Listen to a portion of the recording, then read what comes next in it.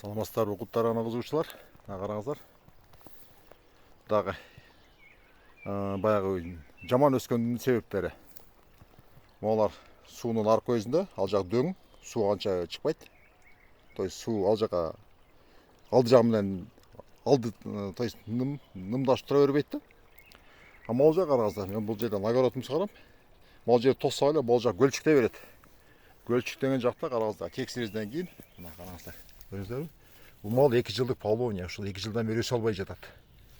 Текшеріс кылсам караңыздар, мынтип больной болуп өсө албай атат дагы эле. Муну мен айтайын дегем, нымдуу жерде, болотистый, саздак жерде өспөйт, монтип тура берет. Курук жерге тиксеңиздер, ана сугарып турсаңыздар, жакшы өсөт могундай болуп караңыздар. Жоксо тиги менен бул бирдей тигилген, көрдүңүзбү, өсө албай турат. Бул эле эмес, караңыздар. Кийинкисин да көрсөтөйүн, караңыздар. Мен бир клиентим недовольный болот. Өспөй жатат, 2 ай болду, 2 каршы өстүп. Мына меники тамыры 2 жылдык тамыр. Быйыл мартта келсем, быйыл уже 3-чү жыл болуш керек, көрдүңүздөр, өсө албай жатат. Вот.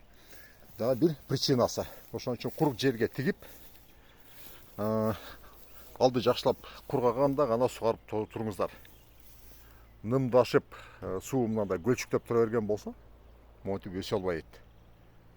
Мого мына 2 жыл болду, пример. И бул да вот 3-чү жыл. Бул өсө албайт. Мына тиккенибиздин баары идеально өсө бербейт, караңыздар. Тигени кестим, көрүңүз, өсүп жатат. Тиги начар өсүп атат. А причинасын мен деле билбейм. Хотя кой бир деле текшерис болду. Ол деле жаман эмес өстү.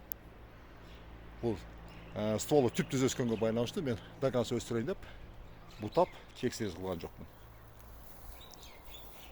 Болду деле, көрдүңүздөр. О, теги жакшы өсүп аткан менен бирдей текшерис болгон, көрдүңүздөр, өсө албай жатат.